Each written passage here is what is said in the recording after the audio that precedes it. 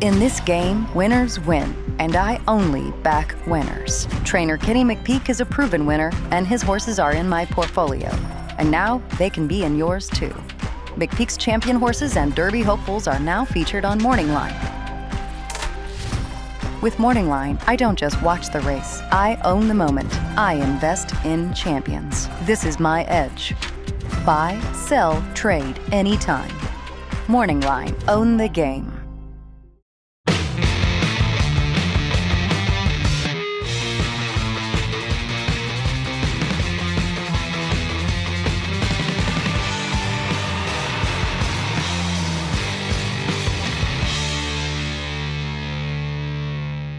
Hi, everyone. Thanks so much for joining us here on the Daily Racing Form YouTube. I'm Gino Buccola alongside Mike Beer with producer Bobby helping us out as we preview the Wishing Well on Saturday over at Santa Anita. But before we dive into this race preview, we want to let you know about one of the sponsors of Daily Racing Form, MorningLine.io. MorningLine.io is the official sponsor of this preview. Unlock access to some of racing's most coveted bloodlines, mares and colts connected to championship pedigrees. Morning Line is a private SEC-regulated marketplace where approved participants can trade licensed interests in elite racehorses. No ongoing costs. Build your stable only at morningline.io.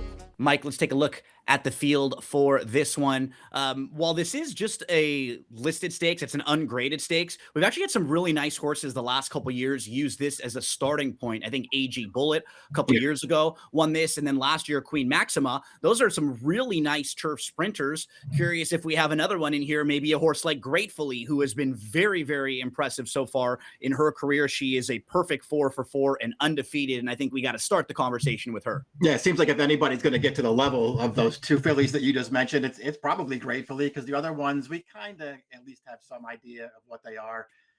You mentioned, Queen Maxima, a really good horse, and she turns up in the PPs of some of these fillies and mares recently. They're just not as good as her. They're all in a better spot here.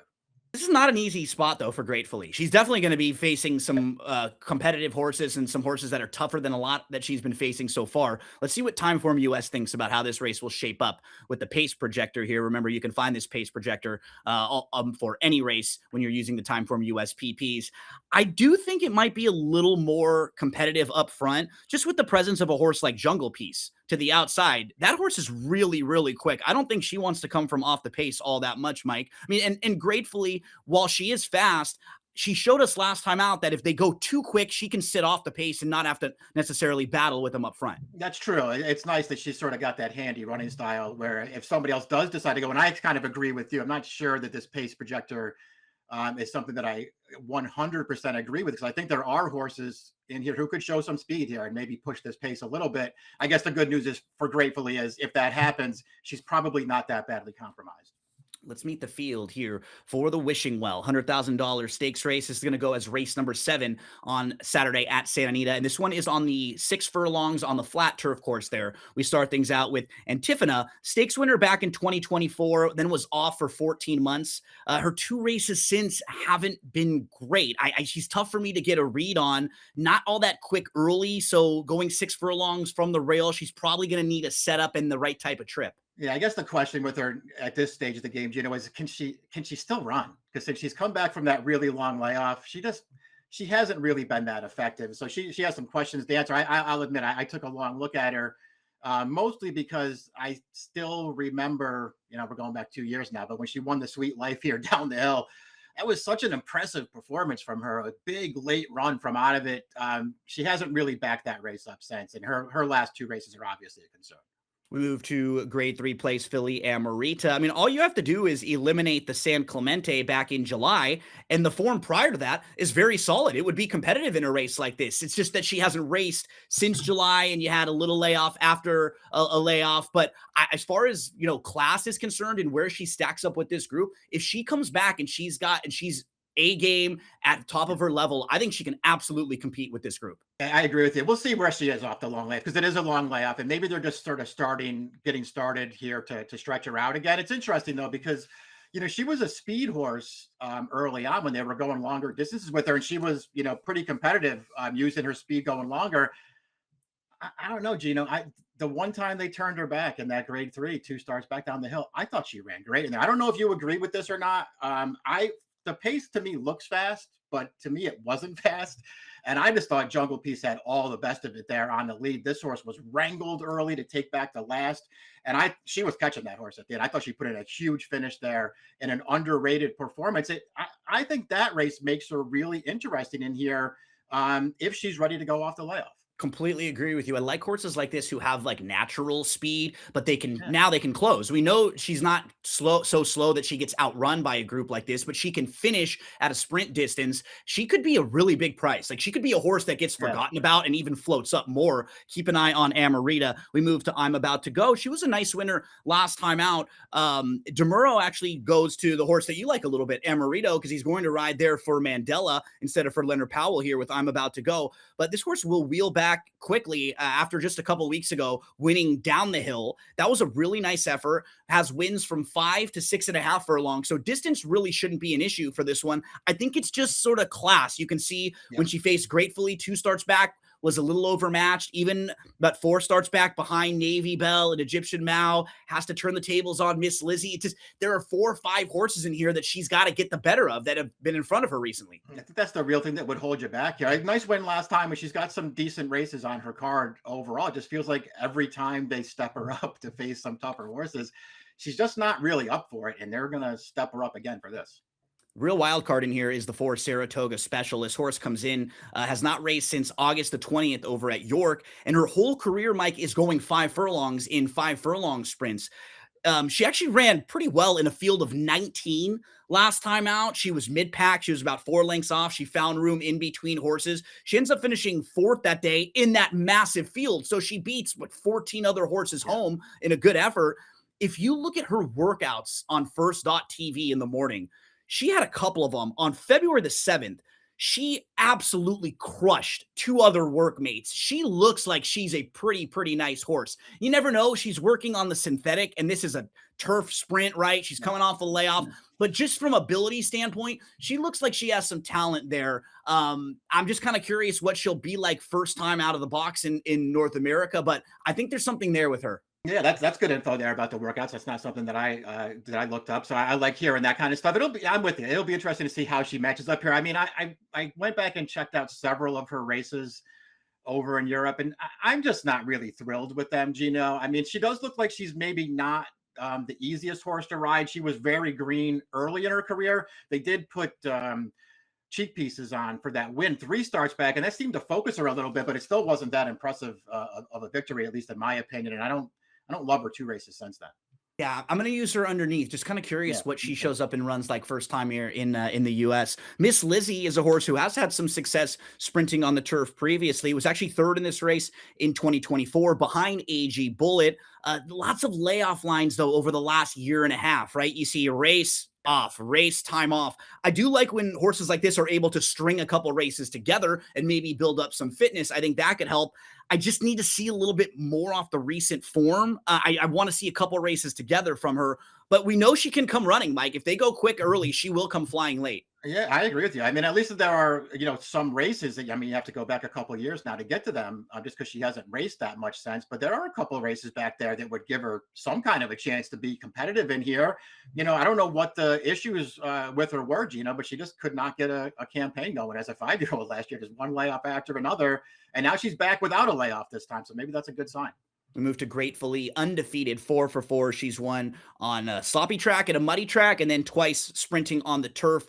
We can take a look at her last race. We have the replay of this one. She had a fast start. She sat off 3rd, about 2 lengths off. She got a really nice setup with the top 2 keeping each other honest. All she had to do was just tip out and make a 3-wide bid up to the lead, and she kicked on really impressively. Yeah, she easily beat I'm About to Go, who is also in this race and is a player in here. Yeah, no doubt. I mean, listen, that's an impressive win right there. She did get a really good trip in that race, but as soon as Rispoli asked her to go get those horses in front, she ran right by those horses and she kept going through the wire, and she got a figure 4 too. It was a good performance. I liked her turf debut back in New York, which, it was similar to this one. It was the 6 furlong. This isn't a down the hill race. So that was 6. The one that we just watched was 6. So it's a good distance for her. She's got that handy running style.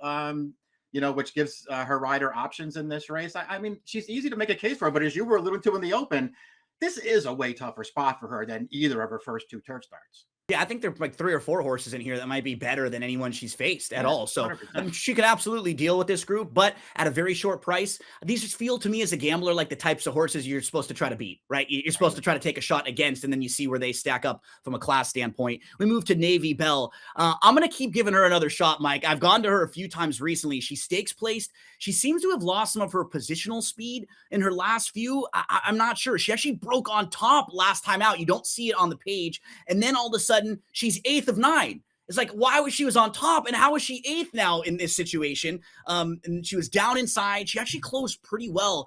She was, I thought, a sneaky 5th. She was in a photo with Egyptian Mao that day. The top 3, you look at some of the recent races, Queen Maxima, Princessa Moche, and Spicy Bug. Princessa Moche just came back to win the grade 3 megahertz next time out. I think she just faced a tougher group and didn't get the best of trips there.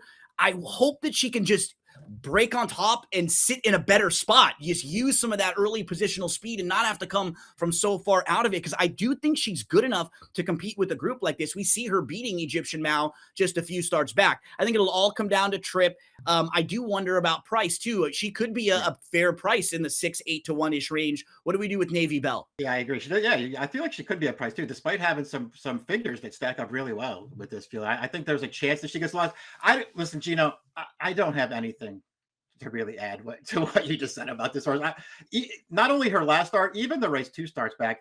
I'm not sure why they were so intent on taking her back way off the pace, because she's a good gate horse and she's shown that she can sit a tracking trip and still finish. I don't know what the plan was in either of the last two starts. They just take a hold of her and rip her back off the pace. Yeah, and those races, when you look at them on paper, they don't look very good. But we're kind of pointing out there's some excuses for them where she's just too far back, breaks well, too far back. You can probably build excuse for her, Navy Bell. We move to Egyptian Mao. She was a Group 3 winner in South Africa. She's run 4 pretty solid races here in the U.S. No real knocks on all 4 of them that she's run. She was right on the wire with Navy Bell 2 different times. Last time out, they finished right next to each other. And then you see 3 starts back when Navy Bell beat Egyptian Mao, they were right next to each other on the wire. She just is a deeper closer that needs a little bit of help up front. I do wonder if the 6.5 might be a little bit better for her than like the flat 6 or the 5.5s, but she's very solid. If they go quick early, and if, Jungle Peace and some of these other horses push gratefully early, she could come flying. Yeah, I'm not sure what her best distance is at this point. I will say this: out of the last race, the grade 3, I thought Navy Bell ran better than this horse did. Agree. That's just my opinion. Yep. But when they faced each other going 5 last summer at Del Mar, it was pretty close. I mean, Navy Bell I thought ran great in there, but got a really good trip. This horse was very conservatively ridden in that race. Just Mike Smith did not make a move until they got to the top of the stretch, and once he wheeled her out, she came running, and I got news for you. She got by Navy Bell right after the wire in that race. So that was a good performance. So maybe a shorter distance with some pace is a little bit better for her. We move to Jungle Peace, rounding out the field. Grade 3 winner. She's fast, but wasn't able to get the lead in any of her last 3. And you wonder if that is an issue, right? Is she the type of horse who just needs the lead, needs to be up front, doesn't want to come from off the pace at all? It's almost like a starting over point for her, too. It's all the way back to 6 furlongs on the turf after a few months off. If you look, Queen Maxima, she lost to, who has won 7 of her last 9, multiple graded stakes winner. You see She's So Spicy in there. That's the Breeders' Cup winner who won 5 of the last 6. So she has faced some legit tough company and now kind of gets that starting over point. Yeah, the last 2 are just easy. Last 3 are actually easy to excuse just based on who she was running against, and maybe even the longer distance 3 starts back. Again, I've sort of already alluded to this, Gino, but my main issue with her is her big win is the Senorita, that grade 3 last April. I just thought she had a super soft trip and took advantage to win that race. And I just rather have Amarita out of that race. And we round things out with selections here. Mike, how do you want to stack them up for this race? Well, I think you and I are kind of on the same page here, because I thought I was going to pick Navy Bell for a long time. And I do like her recent form, and I'm going to expect them to ride her a little bit differently in here and maybe keep her a little bit more engaged early. Gratefully, maybe she's the horse to beat in here, but I'm taking a shot against her if she's going to be the favorite. And the longer I looked at it, I just decided the layoff bothers me, but you know, I want to give Amarita, she's going to be a big price in here. I want to give her another chance sprinting because I really thought she ran deceptively well 2 starts back. Yeah, we'd love to know who you like, however you play them. Drop a comment in the comment section below. Give us your selections for this one. For Mike, it'll be 2764 with Amarita on top. I'm going to go with Navy Bell 7684. You can see a lot of similarities. We've got the 7 Navy Bell. We both think that Gratefully's probably the horse to beat, and we throw the 4 in Saratoga Special as that wild card, first time in North America. Best of luck when you're playing the Wishing Well this weekend at Santa Anita.